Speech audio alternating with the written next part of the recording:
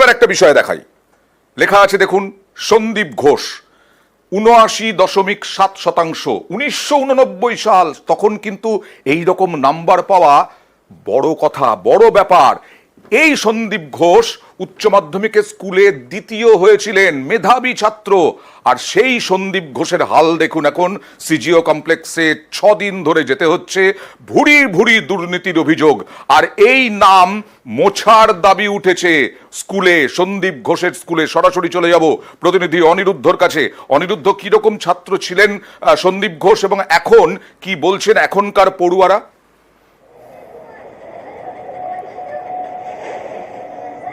দেখো অন্ত, তোমাকে জানিয়ে রাখি যে বনগাঁ উচ্চ বিদ্যালয়ে 11-12 অর্থাৎ 12 ক্লাস এখান থেকেই পাশ করেছিলেন সন্দীপ ঘোষ।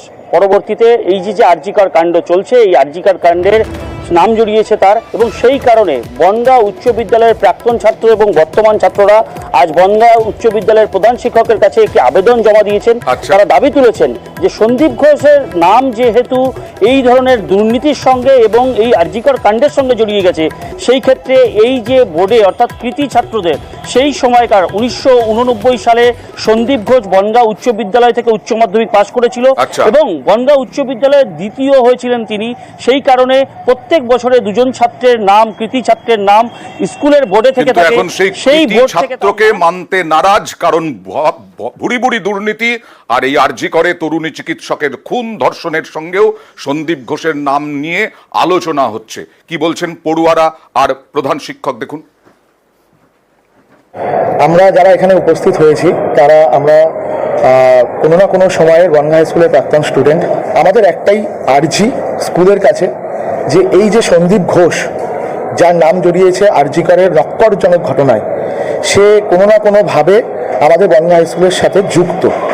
আমরা চাই তার নামটা বনগাঁ হাই স্কুলের কৃতি ছাত্রদের বোর্ডে যেন না থাকে। কোথাও গিয়ে এটা বনগাঁ হাই স্কুলের গৌরবকে নষ্ট করছে। আমরা যেরকম বনগাঁর বাইরে গিয়ে গর্ববোধ করি আমাদের বনগাঁকে নিয়ে, যে আমাদের এটা বিভূতিভূষণের বনগাঁ, কিন্তু আমরা কোনো মতেই শুনতে রাজি নই, বা আমাদের যারা উত্তরসূরি আছে তারা কোনো মতেই শুনতে রাজি নন যে এটা সন্দীপ ঘোষের বনগাঁ। বনগাঁ স্কুলের প্রধান শিক্ষককে জানিয়েছি বিষয়টা, যে তার এই কৃতি ছাত্রের যে মেধা তালিকাটা রয়েছে সেই তালিকা থেকে তার নামটাকে যাতে বাদ দিয়ে দেওয়া হয়।